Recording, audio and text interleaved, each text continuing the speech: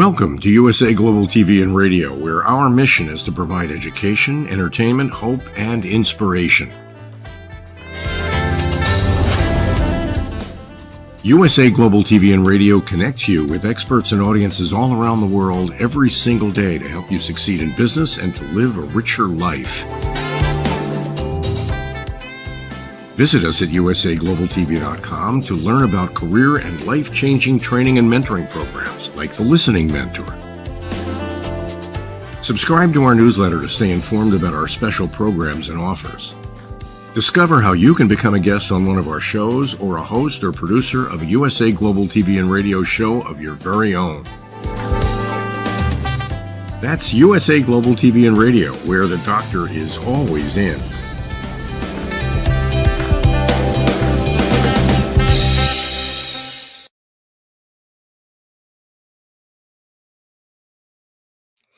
Hello, everyone. Good morning, good afternoon, good evening. Welcome home to USA Global TV and Radio, where we provide world-class education, information, hope, and inspiration. I'm Dr. Jacalyn Kerbeck, and it is truly a pleasure to welcome you to this outstanding program, which delivers so much information because of the star of our show.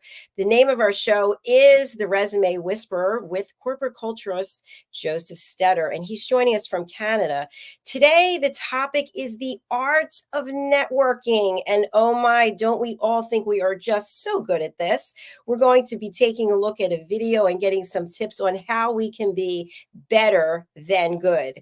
Welcome to the program, our star, Josef Stetter. Hello.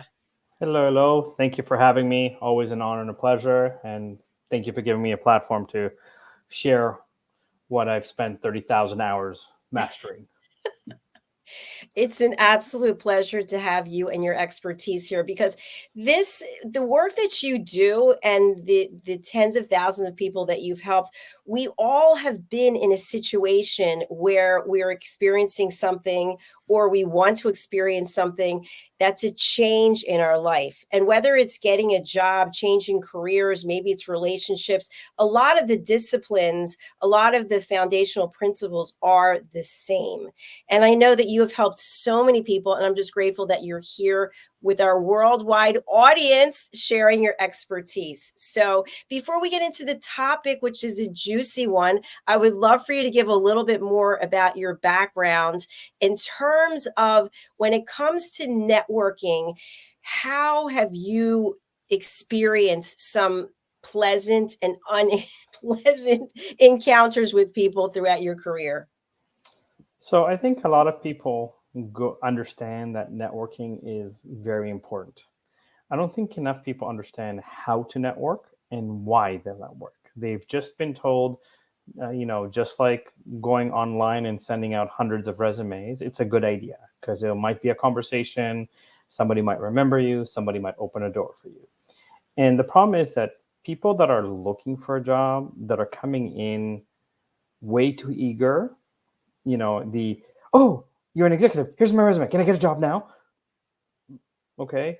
How about saying hi? How about asking for my name first? There seems to be a lot of that as part of growing my business. And I've always been fascinated by learning people and meeting. I go to a lot of networking events. I was just at a conference where there was 36,000 people that attended. But of the conversations that I wanted to keep, they remembered me.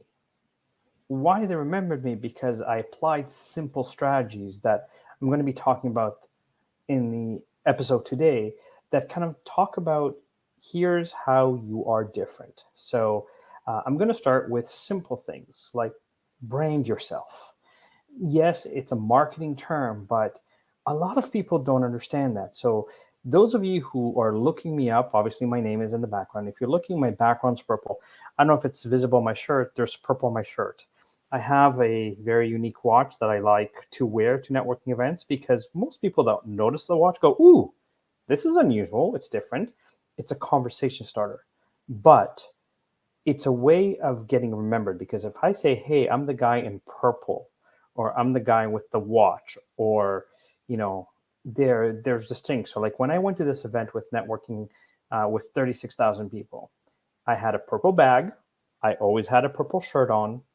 I had purple pens. My business cards were purple. And I even talked about the fact that purple represents majestic and, high level of knowledge and some of the psychology.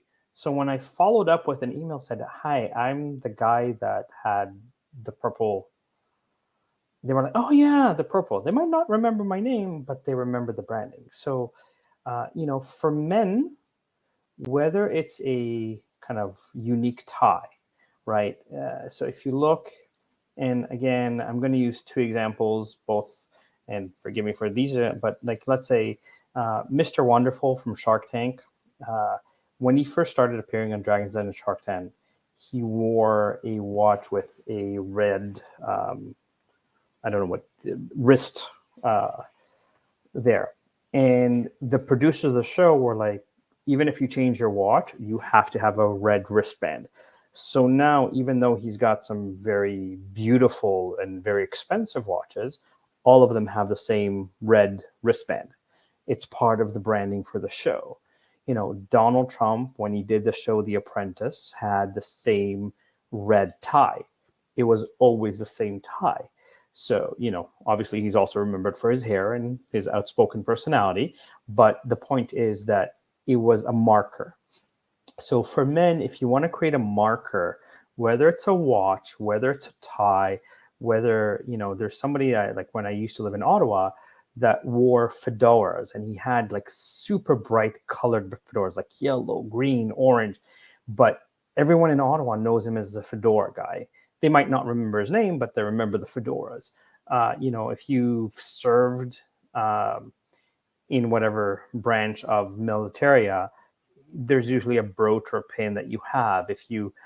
So those generally for men are there if you're more creative and you want to wear a particular color suit, as long as you're consent, or particular shoes that are interested, but something that distinguishes you. For ladies, there's a lot more variety on what you can or cannot do, because you can do your hair a certain way, you can have a scarf, you can have a necklace, you can have earrings, you can have particular ring, you can have a watch, you can have shoes and wide variety of shoe styles, and even some of your outfits can be a form of your expression. And I know, Jacalyn, that you, for example, you like to do your hair for particular shows because it's consistent with the show, but it's part of the branding, right? And all on your social media, the fact that you love working out is part of your branding, and you're very fit, and people will notice that right away. The blonde hair, all of those are things that can definitely help with the networking in terms of an impression that is remembered, right? That's before you even open your mouth and before you actually do the networking. Absolutely. I love what you just shared. And, the fact that you have the purple, I decided every episode I'm going to wear purple because it's in alignment with you and your branding. How did you decide on purple, which, by the way, is my favorite color? I don't know if you know that or not. So I didn't know, and it's my favorite color. So I've taken some courses on color psychology and what each color means and why. And basically was like majestic, regal. If you believe in like chakras, it's the crown chakra. I was like, wow, this is kind of how I want to appear in the world. I want to be I don't want to be the same, let's say, career coach. That's why I'm not a career coach, and I don't introduce myself as one. I'm the resume whisperer, right? There's a level where, again, having done a few mistakes in business and surrounding myself with mentors that have achieved a lot higher than me, I learned from them to show up consistently. So the purple is consistent in my branding. It's been consistent in my branding for the past, I would say, 15 years, right? And there's always been elements of that because I understood that I want this to be there. Now, the thing is, purple is not a common color, especially for men. So it's very easy to go to a room with 36,000 people or a conference with 36,000 people and stand out. Because, again, I'm 5'7", average built. In a sea of 36,000 people, I might just be another conversation. But because everything is so purple, my business cards are purple. It triggers an emotion and the color. So like fast food, if you notice, pretty much every fast food in North America either has yellow, red, or orange in their logo, right? Because those colors have, in kind of triggering, I forget the area of the brain, that makes you hungry. McDonald's, Burger King, A&W, Subway, Popeye's Chicken, they all have red, yellow, or orange. There's a reason for that, because there's a lot that, psychologists are paid very good money to explain why these colors make you hungry. Purple calms and soothes people. Purple gives them a sense of, I want to say, a little bit of higher level thinking or critical thinking because of what purple symbolizes. And so it's been part of my branding and part of my life. It's been my favorite color for a very long time. Josef, I have a question for you, because I'm sure there are people out there, maybe this has happened to, and I think I even shared this with you when I was in corporate, but you have your brand, you have your colors, you have the way you carry yourself, and you start working at an organization, you're already hired, and they say to you, I'm really sorry, but your whole look, it doesn't go with our brand. But wait a minute, you hired me and you're to New York and we're Midwest. So what do you do then? Do you say, okay, let me change my entire look, or do you steadfast and say, you know what, this is who I am, this is my branding, I'm wearing purple, this is me? I think that depends on where you're at in life. I mean, this is very common in the music industry, where you have a brilliant artist, they get signed to a record label, and then the record label says, no, you need to change everything about you. There's a gentleman I follow. He goes by his music name is Gremlin. He does a lot of YouTube videos where he's doing Uber and he asks permission to rap. And he raps about real life hardships and kind of dealing with them. And I admire that because he's always focused on the positive message rather than just the swearing and the anger and so forth. There's always a message of positivity of, here's what I've overcome, here's what I've grown. And he was just offered millions of dollars to sign with the record label. But similar to what you said, they were like, you need to change everything about you. And he was like, no, thank you very much. I'll stick with who I am. And I'm not going to sign with you because I have enough of a YouTube following that I can kind of book my own events. I can book my own concerts. And even if it takes me a little bit longer to get there, I'm not selling out on who I am. And because part of his brand is the broken people kind of thing. And again, it's worked for him because he talks about breaks up. He talks about, that he grew up where mom was an alcoholic or a drug user and some of the stuff that he dealt with, but not from angry and swearing, but from, here's how I've changed, here's who I've become. And I respect and admire that because, again, he stuck to his gut. In terms of do you change, I will respond to you by saying part of what I teach, let's say with salary negotiation, and we're going to get into that in future episodes, is that, if someone says, well, you're to New York, we're Midwest, part of it is to go, you hired me because maybe you need to change. Maybe Midwest is not working and you need more New York. Because I bring something new to the table. I bring a different flavor that might have not been there. And I think that's where, if you take ownership of, give me 3 months, let me show you the results I produce, they'll speak for themselves. Even in my own career, when I first got into recruiting, I was doing a lot of things that nobody else in my office did. I took potential clients to lunches. I, spent time to not sell them, but just get to know them. And the owner was like, what are you doing? This is how we do business. You send them the contract right away. This is the fee. This is the... And I said to her, like, you're charging 25%. I'm charging 20, but I'm getting 10 orders. So why would I charge 25% and get one order when I could charge 20 and get 10 orders? It's a lot more money. And the owner was so like, but you have to... I'm like, I'm producing 5 times more than anybody else in this office. So would you like me to stop producing what I'm producing? Or would you like to let me do what I do and keep making money? When the owner looked at the results and the significance of the result, well, okay, do what you do. So like, for example, I'm one of those disorganized chaos type of people. So my desk was always like a big mess, and there was papers here and papers here. And it drove the owner crazy because she was like OCD about cleanliness, and everything has to be organized and everything has to be filed. She's like, you need to clean your desk at the end of every day. I said to her, would you like me to clean my desk and stop producing at the level that I'm producing? Or would you like me to leave my organized chaos, because I know where everything is, I know what I need when I need it, and let me do what I do because I'm producing 5 times more than everybody else in this company? And she went, okay, fine, do what you need to do. Clenched teeth answers. I love that. Right. So you have to understand that I've been speaking in the month of doing these episodes that it's about results. And at the end of the day, if you were hired into a company and you're to New York, maybe they need New York. Maybe they need that kick in the behind to kind of get them to the next level, right? Same thing with networking. If you're coming in doing what everybody else is doing, you're going to get the same result. So you mentioned the video. Well, why don't we play the video, and then we'll talk about how to stand out beyond just what you wear and what you say. Absolutely. This is really a good one.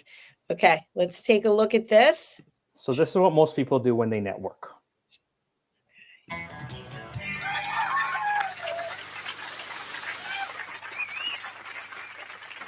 God, what a thing of beauty. Great handshake. Yo, Mr. Tolson, how are you? Pretty good. Listen, I'm sorry I'm late. Traffic. Right. Yeah, traffic. Yeah. Try that on me, huh? You're right. That excuse you gave me works great. Yeah, doesn't it, though? Doesn't it? Huh? So why were you late, anyway? Traffic. Wow, life imitates excuses. Incredible. Yeah. Well, anyway, look out here, Gerald. There's a sea of businessmen. The ripples and eddies you catch with your eye, those are the important guys. The name of the game is networking. Businessmen meeting other businessmen for the purpose of meeting again at a later date. Do you understand? Networking. Yeah. Now, but you got to be cool. See that guy? He's trying way too hard. Thanks. Yeah. All right. So, don't blow it. I won't. Just be cool. All Right right. on. Okay, here we go. Tony! Gerald, How are you, man? pretty good. Good to see you. Good to see you, sir. Yeah. Okay. Look, this is the guy I was telling you about. Well, I would have told you about if I'd been able to get you on the phone. Oh yeah. I was on the other line. Good to see you. What's your name? Nick. Nick. What do you do, Nick? Well, I'm just starting out. Super. That's a great way to break in. Yeah, well, I hope to break in and get hot. That's a great idea. Isn't it? Hope to see you on a mailing list someday. Great. See you then. Okay. Listen, I'm going to stand a few feet away. Sure, Tony. Sure. Wow. What'd I tell you? Wow. Yeah? Bet he can do something for me someday. Hey, well, he knows you. Can that hurt? No way. Now we're networking. Yeah, right. You're right. Holy cow. That is a merger. That's a merger. Oh, there's another guy I know. Hey, Kutska, come over here. Kutska, come here. Come on. Hey, this is the guy I was telling you about. Come here. Kutska, come here. Don't let me standing here. Come here. Put that down. Come here. Okay, maybe later.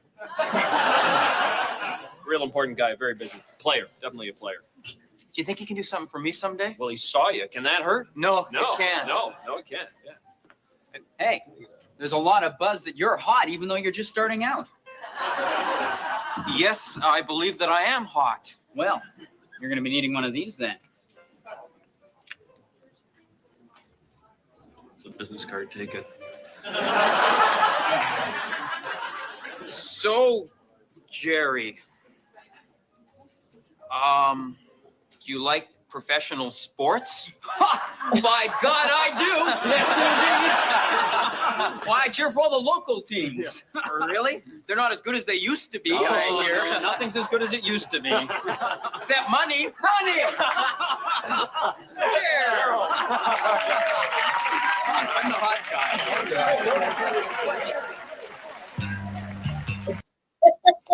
So this show was way ahead of its time. It was called Kids in the Hall. And here's the ironic thing. Most people that go networking do exactly that, maybe slightly modified, where it's like, hi, oh, you're an executive. Can I get your card so I can get a job? You know, I can't tell you how many times I've been in networking where like I've had a conversation. People have literally walked by me and go, ooh, you sound like you're talking about something important. Give me your card. Okay. And then the next day I get an email. Hi, I got your card at the networking event. Here's my resume. Can I get a job? Who are you? You know, what kind of conversation do we have? And one of the things that I think is a huge problem for people when they go networking is that they go there with the purpose of collecting cards. Do you know how many cards I've thrown out over the years because never did anything with them and just there? So there are things that you need to start implementing. So number one, don't go in with the intention of just collecting cards. It's a waste of time. Go there with the intention of connecting and having meaningful conversation.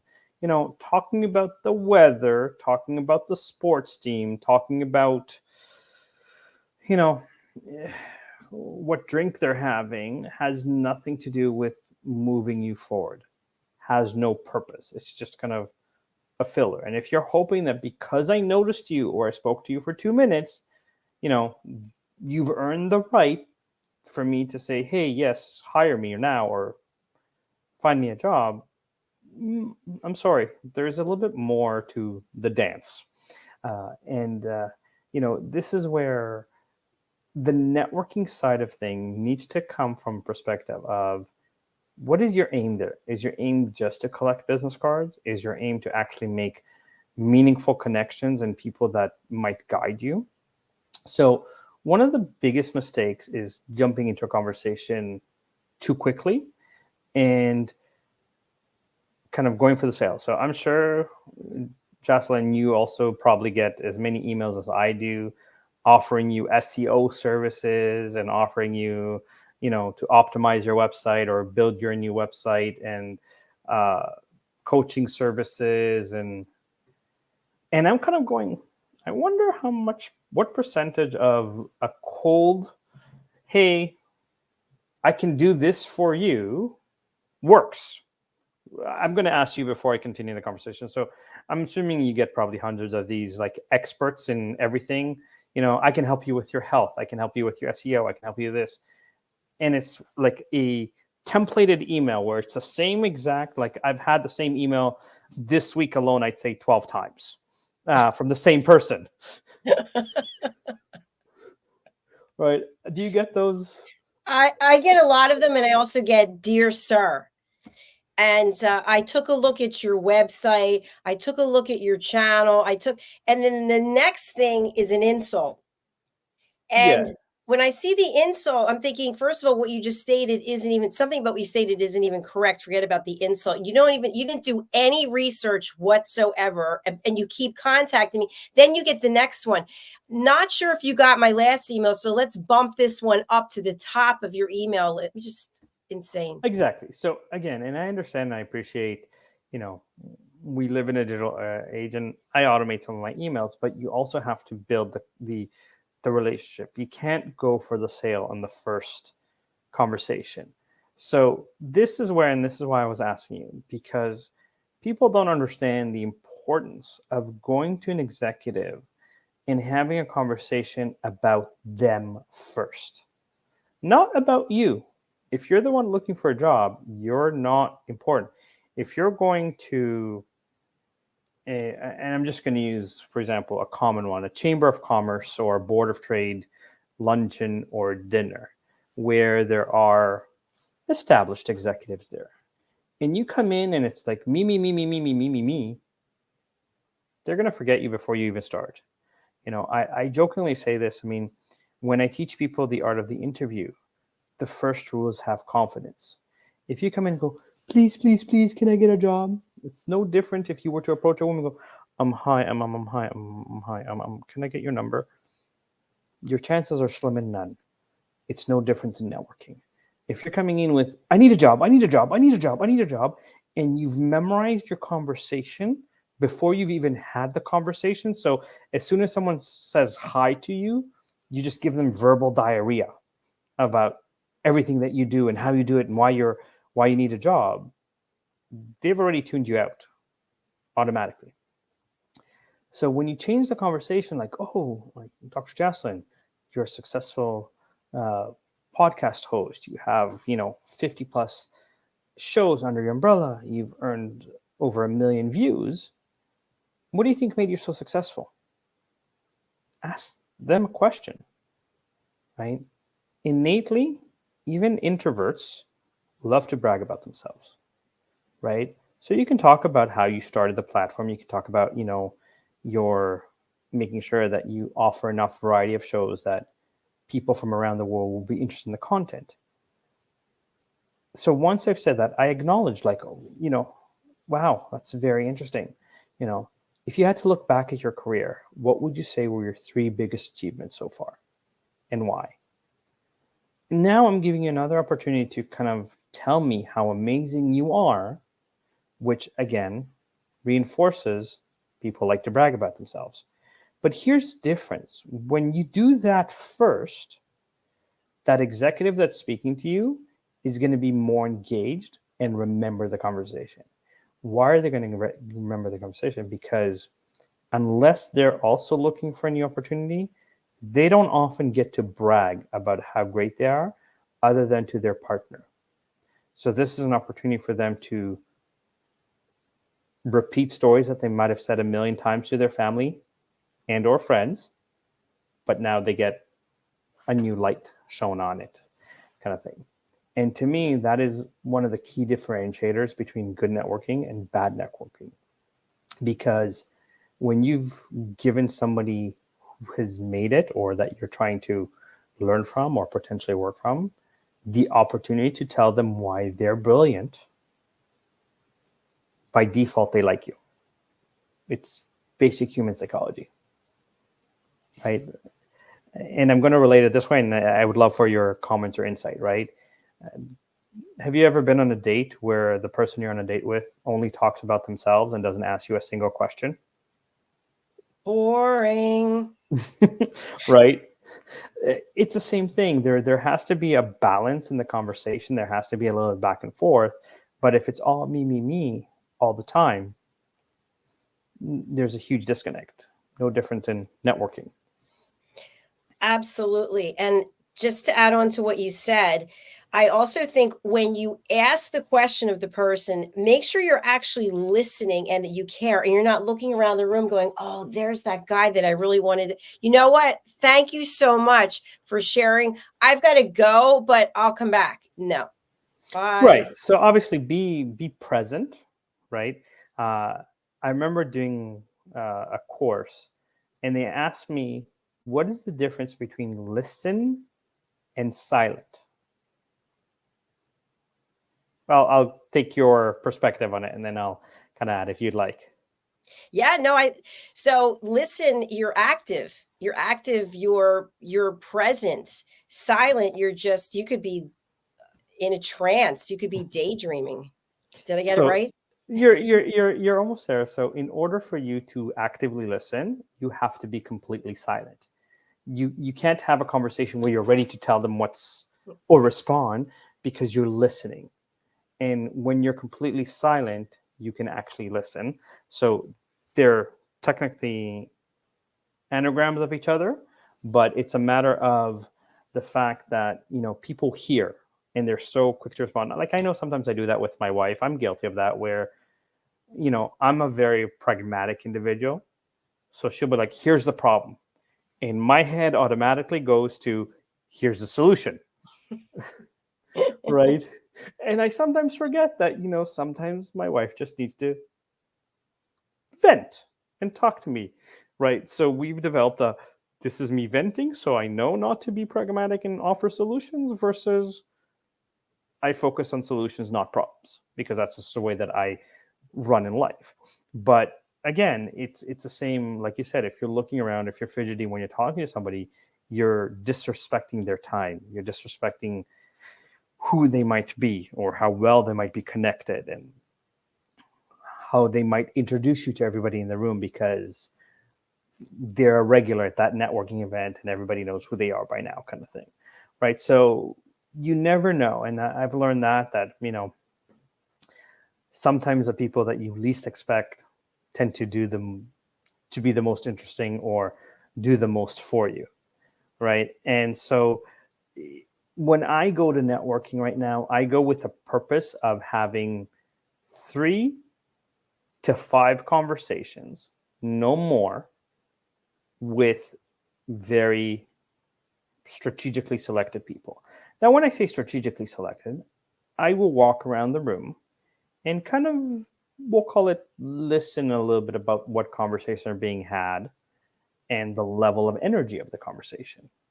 And once I've done that, I kind of pick who I want to speak to, and go into the mindset of, okay, I've heard you speaking about this. I have a question, and that allows me to transition into the conversation, or to stand politely and listen and acknowledge what's being said. And as something is being said, when the moment is right, to interject, to either offer a thought, a question, an idea, at which point I'm not interrupting the conversation. I am part of the conversation. And again, this is something that I think people don't understand this. There is a level where I remember when I was younger and we used to have like dances. I used to be very socially awkward when I was younger. And again, most teenagers early onset are, where, the girls are on one side of the room and the boys are on one side of the room, and the boys are looking this way and the girls are looking this way. And unless somebody goes, hey, come meet my friend, there seems to be very little interaction actually happening. Right. Now, again, that seems to be very common practice. Again, I come from a culture where we are a little bit more direct. So there's not an issue to go in and out of conversation, because you can just jump into the conversation. But most people don't do that. And even a networking event, like if you go there with 2-3 people that you know, or you bump into 2 people that you know, they tend to stick in their little bubble and stick into that corner and not really go out and speak to people, which to me is like, why are you at a networking event if you're going to talk to the people that you already know? Why are you at a networking event talking to the people that aren't doing anything to help you in your career, because they're not recommending you, they're not introducing you to people, they're not hiring you, for example? In my world as a resume whisperer, everybody on earth, well, at least in North America, knows how to write a resume, quote unquote. And everybody that's been an executive, everybody that's had a career, can give you feedback on a resume.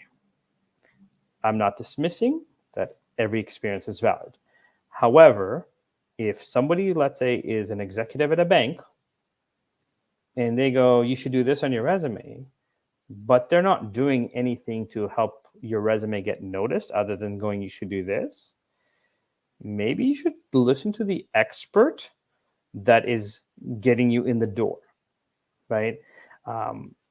One of my, we'll call it, both successes and kind of what's wrong with people experiences.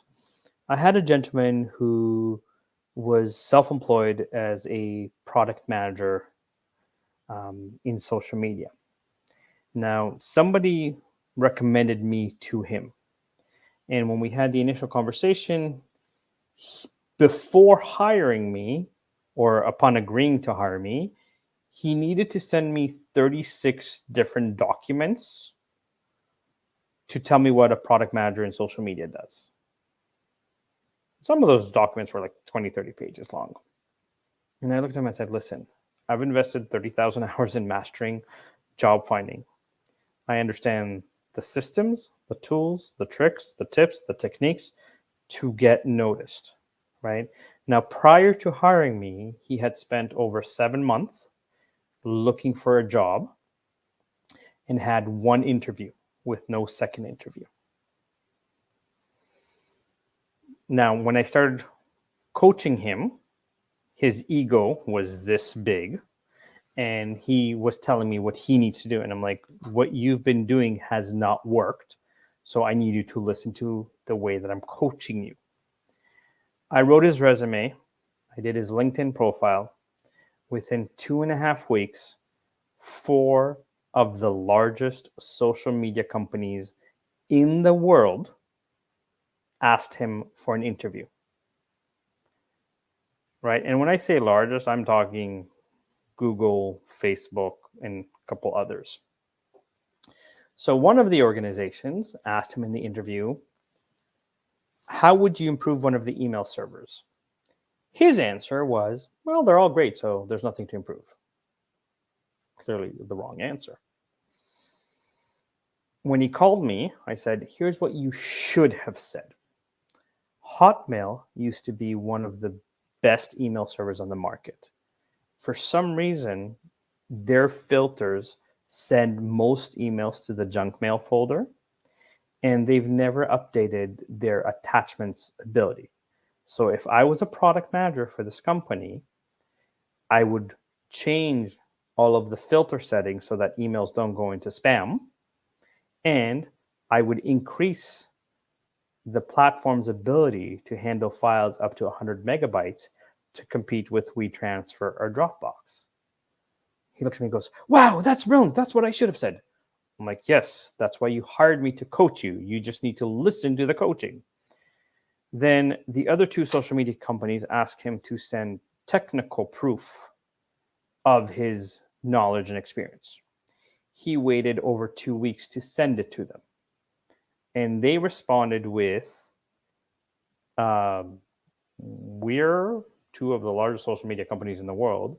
When we ask for something from you, you don't wait 2 weeks to send it to us. You send it to us maximum within a half hour to an hour of our interview being done. So he didn't get those jobs. And then his ego, arrogant self screwed up the 4th interview with one of the largest social media companies in the world. And then he called me and told me that he's not paying me for my services because I didn't do my job. Well, let me see if I understand you correctly. You've been looking for a job for over 7 months and had 1 interview with no success in terms of second interview or job offer. I wrote your resume, did your LinkedIn profile, tried to coach you, but you refused to listen. And in 2.5 weeks, had 4 of the largest social media companies in the world interview you. And I didn't do my job? He was like, yeah, I'm not paying you. Now, ironically enough, he reached out to me about 4 or 5 months ago. And I was like, hey, I remember you're a great career coach. Can I recommend my friends to you? My response was, how about you have some integrity and pay me the money you owe me first? Needless to say, I never heard from him or his friends, right? But it just goes to show that, if you're looking for a job and it's taking you 6 months or a year to find a job, you're not doing things correctly. And that's where you step in. Correct. And same thing in networking. If you're going to networking and nobody is responding to you, or for every 100 people that you're speaking to, 1 or 2 respond to you, you're not doing networking correctly. You're not standing out. You're not, measuring up, whether it's because you look the same as everybody else in terms of outfits, or you sound the same as everybody else. Hi, I need a job. Can I give you my resume? Or your email in the follow-up is very generic. Hi, I was at this event yesterday. I got your card. Here's my email. Here's my resume. Can I get a job? Or all of the above. This is why, job finding is a science, right? And there's an adage that wherever you look and whatever you believe in, that the past left us clues. So if you're religious, the Bible left you clues on how life should be. You should pay attention to them, right? History has left clues as to what works or what doesn't work. There's a multitude of books. One of the most famous ones, Think and Grow Rich by Napoleon Hill.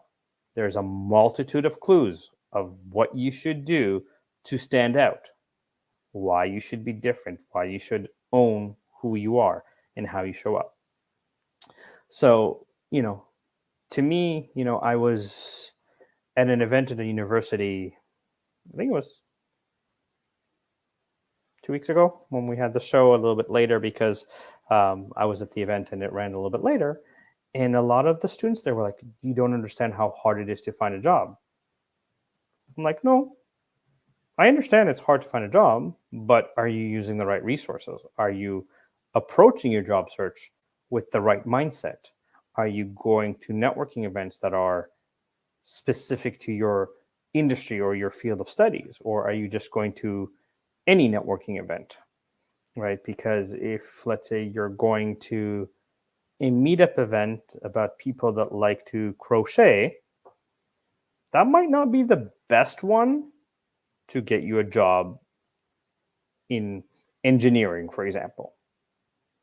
Right now, again, if it's a personal interest, more power to you. Enjoy. I'm not saying don't attend them, but make sure you know your purpose. Make sure you know why you're there.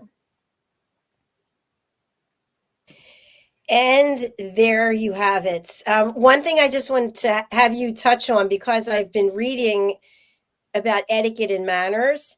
And one of the things that I've seen come up over and over again is that people come to events and they're trying to stand out by wearing sunglasses and it's nighttime. So is that a nice way to be remembered? What do you think? Again, I'm going to say it this way. If that's what you want to do, own it. Right? If you're doing it as a gimmick, there are better gimmicks like colors, watches, necklaces, earrings, hats, scarves, ties, color of suit or style of suit. Like there used to be a hockey announcer by the name of Don Cherry. He used to have the most over-the-top suits, but he owned it. That was his image.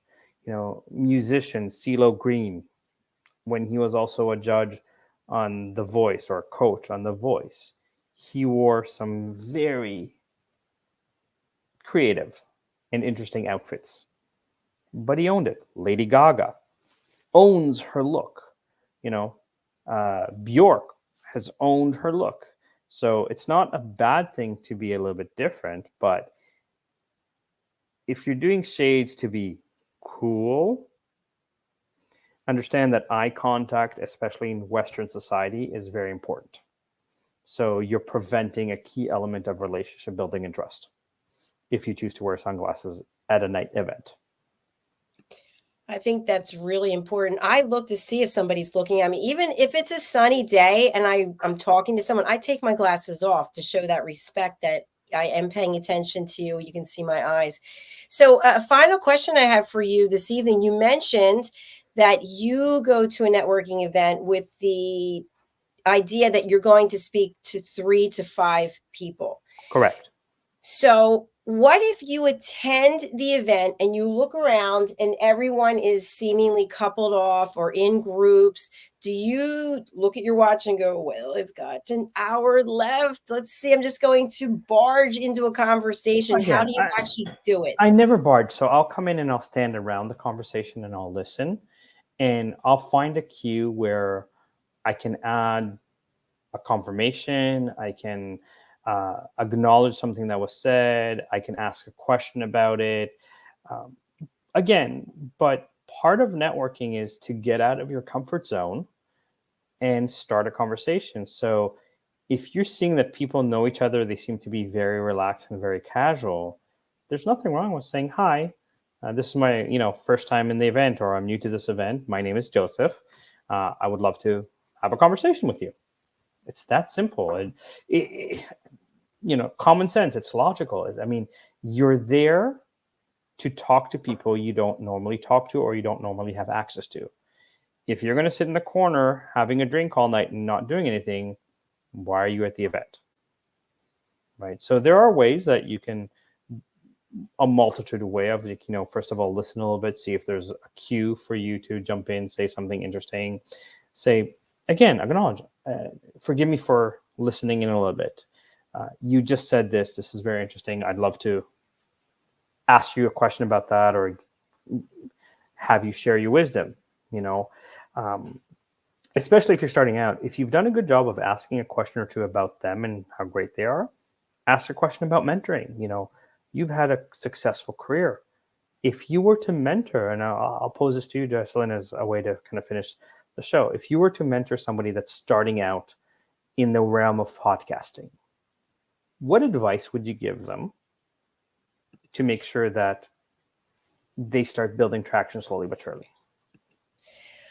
I would first of all ask them how committed they are to doing this, because it does take time and you have to be passionate about it, and you have to be someone who's truly listening and, to your point, silent. And it's not about, when you're speaking, for example, I'm not thinking, okay, as soon as he stops, I'm going to ask him this. I'm going to go with the flow of the conversation, and I want you to feel that I am present and that you're special and that you're important. So I would make sure that the person has a conviction and they have a passion that this is a good fit for them.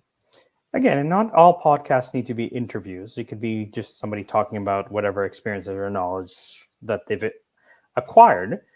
But there's certain things that, like, I'm slowly but surely getting into that. Like, if you want to have a podcast, you need to have a better microphone, and you need to have a better camera, or, lighting, because you don't want to have certain elements. Like I went and I hired Jim Beard, who is phenomenal video editor, and really he did his homework before I came to record my videos, because he went and did research on the titles that people are searching as they relate to job finding. He did kind of here's the key messages.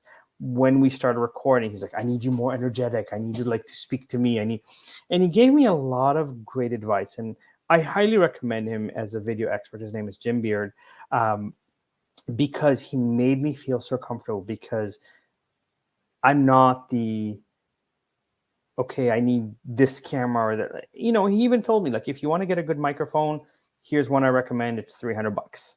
And if you need a good camera, here's there. And again, it wasn't spend $5,000. Like, you can get this equipment for under $1,000, for example. And I appreciated the simplicity. I appreciated the follow-up, because I know what I know. I don't know video. I don't know video editing. I don't know the nuances of graphic design and what it takes to choose the font and the logo and some of the psychology for each font, which is why I hire experts to tell me, because they've studied it, they've done it, they've earned the right. And again, not every expert is the right expert for you. You need to, kind of like Dr. Jacalyn was saying, is how committed you are and what are you willing to put her there. You need to make sure that you're asking the right experts. I mean, for example, I get, because I go to so much networking, I'll just finish with this as a thought. I often meet financial advisors, and they're always very eager. Like, do you need a financial advisor? Do you want a financial advisor? And I ask them one of three questions. I think I mentioned this in one of the previous episodes, but first question is, what's your net worth? If they get offended by that question, I'm like, listen, if you're barely making rent and I own a house and I have investment, like I own 2 cars and I have investments, we're not speaking the same language, even though you might show me the presentation of whatever company you work with. If you don't want to answer that question, the second question I have is, how much has your biggest client invested with you? I don't need to know who they are. I don't need to know how much they've invested, but I don't need to know what their investment portfolio is. But if your biggest investor has only invested, let's say, $10,000 with you, and I have in my portfolio, let's say I'm ready to invest $250,000 or $1 million, you don't know how to handle $1 million if your biggest investor has only done 10,000. Again, I'm not disrespecting the person. I'm just simply saying you're not the right fit for me. And my third and final question, which is the most important, is, do you know more than just mutual funds and insurance? Do you know anything about stocks, derivatives, options, crypto, NFTs, foreign exchange? Because I used to be a stockbroker. I was licensed in all these things, so I can have intelligent conversations about these things. And so I need an investor that can show me that they're way above my level and they speak or they can relate in conversations that might interest me. Because if I'm willing to take more risks, I don't want somebody to tell me how great a mutual fund is, because that's not the risk level I want, especially if I want a higher return. And that's where I think there is a level of, in networking, not everybody's going to be the right fit for you. And that's okay. That's why I said 3 to 5 conversations, because I might have a conversation for 20 minutes with somebody, and at the end of that conversation go, that was a great conversation, but that's not necessarily the person that I need, or that's not necessarily the person that's going to get me to the next there. And sometimes it's just because I enjoy the conversation. Lots of time that happens. But again, I'm going with the focus of, I want to get business out of this conversation. So whether it's, let's say, Jacalyn directly, or if I've spoken to you, or it's building rapport with you so that I have permission to ask about your network and potential introductions. And I think that's one key thing that most people miss with networking, is networking, like most other things in life, are all about relationships. If you build a great foundation of the relationship by showing interest in somebody else's success and what they've done, they will give you the time of day and help you out. Excellent. Thank you, Joseph. I want to just summarize what I heard, and then we do have a nice comment that I'm going to put up.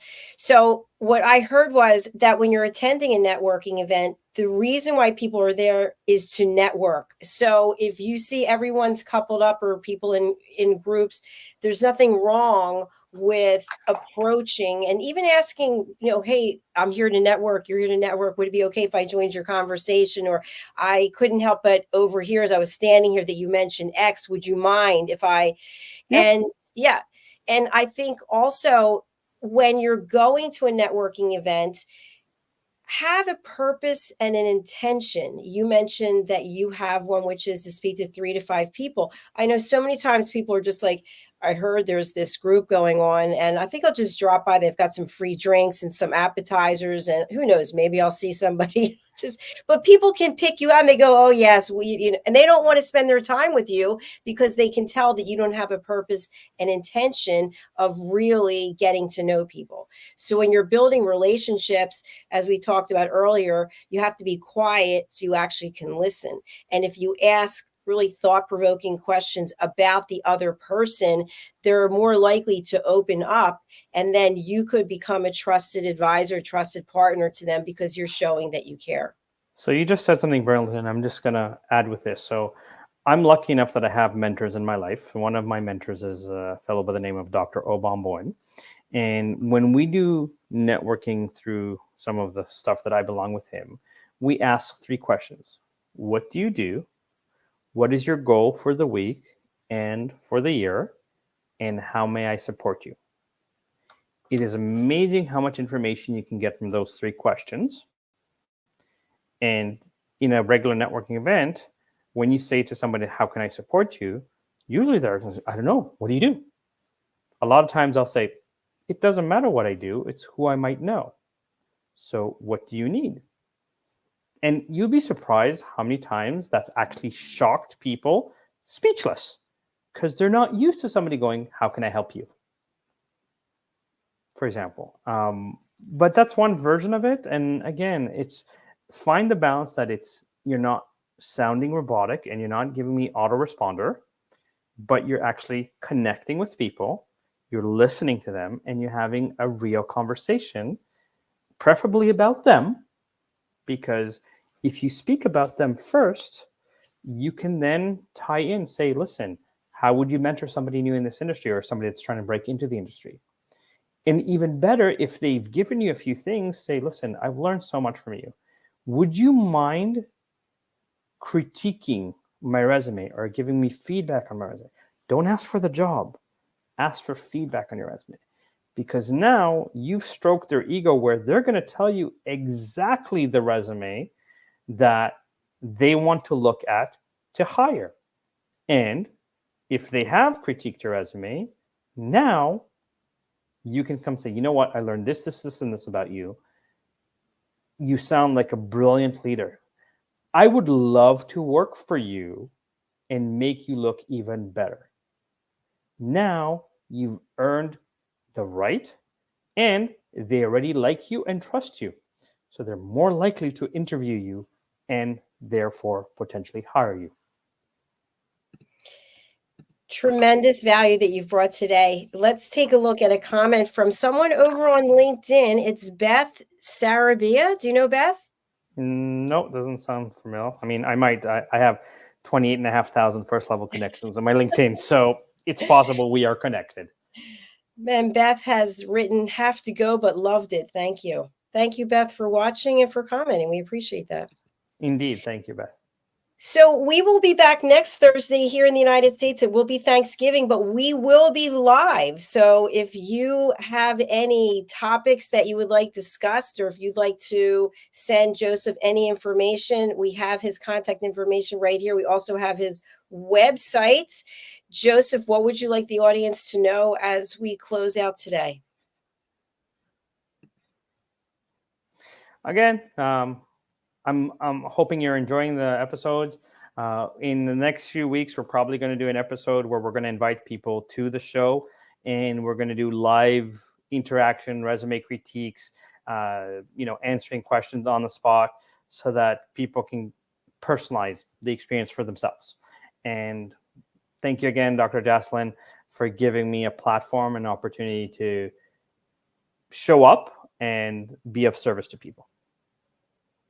Well, I appreciate, because I'm always learning something from you. It's very educational and very enjoyable at the same time. So thank you for that. And thank you to everyone who's watching or listening, especially people on the replay. That's where most of our followers are. People are all over the world, and they can watch whenever they want, which is really what we love. So please go and subscribe to our YouTube channel, USA Global TV and Radio. And again, we'll be back next Thursday with another episode. Joseph, any idea what the title is going to be? How about we do Salary Negotiations 101? Okay, there you go. Salary Negotiations 101. All right. Thank you, Joseph. You have a beautiful rest of your evening. And thank you, everybody out there. We really appreciate you. Bye for now. Bye. Bye.